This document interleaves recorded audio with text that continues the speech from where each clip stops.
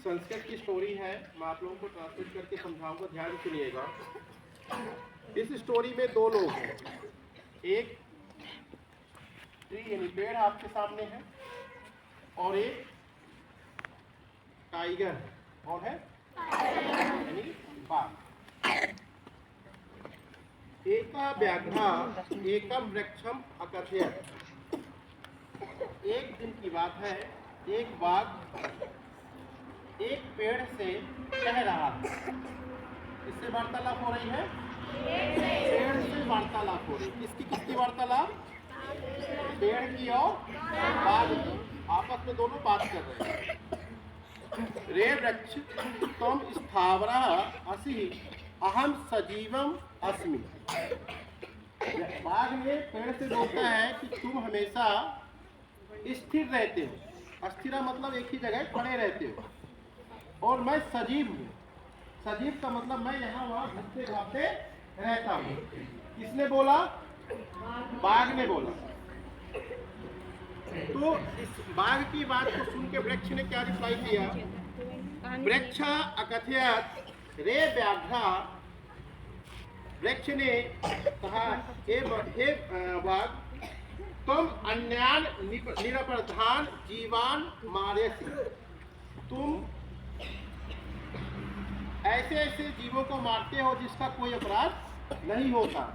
पेड़ ने बोला बाघ से, अहम तु स्वफले अन्यान जीवान फलयाम।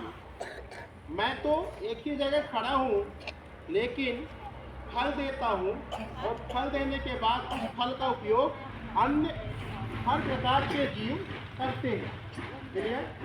तो बाघ क्या करता है? उसको जीवों को मारता है, क्योंकि पेड़ क्या करता है? फल देता है। फल देगा तो क्या होगा? कई जीव उधर पोषण पालन पोषण होगा कि नहीं होगा? मम जीवनम परोपकारम कर्तुमस्ति। मेरा जो जीवन है किसके लिए हुआ है? परोपकार के लिए हुआ है। कौन बोला? पेड़ बोला। किससे बोला? बाघ से बोला। तुम हिंसाम करोमि हिंसा महतम पापम। तुम हिंसा करते हो और हिंसा सबसे बड़ा पाप होता है। ये पेड़ ने कहा। अहिंसा महतम पुण्यम। अहिंसा जो होती है, देखो दो प्रकार की चीज होती है, हिंसा और एक अहिंसा। हिंसा का मतलब जीवों को या किसी भी चीज को मारना, और हिंसा मतलब किसी भी चीज को बिना नुकसान पहुंचाए जीवन को यथावत संचालित करना। अहिंसा महतम पुण्यम। जो अहिंसा है बहुत ही बड़ा पुण्य होता है। इति श्रुत्वा व्याघ्रः। यह सुन के बाघ ने वृक्षम अकथयत्। वृक्ष से कहा, क्या कहा? वस्तुतः तुम धन्यम अस्सि। तुम धन्यम अस्सि मतलब तुम धन्य हो। वाकई में बाघ ने बोला पेड़ से कि तुम धन्य हो और मैं एक पापी दुराचारी हूँ, और आज के बाद ऐसा कुछ पाप नहीं करूँगा।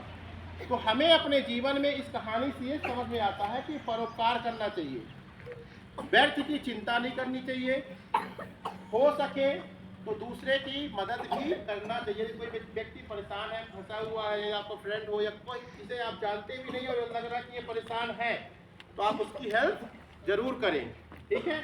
परोपकारा ही सर्वश्रेष्ठ, ये कह सकते सबसे बड़ा पुण्य कहलाता है। तो हमें दूसरों की मदद करना चाहिए, परोपकारी होना चाहिए। यदि आप परोपकारी रहेंगे तो भविष्य में बहुत ज़्यादा अच्छी ऊंचाइयों और पद में पहुंचेंगे। ठीक है?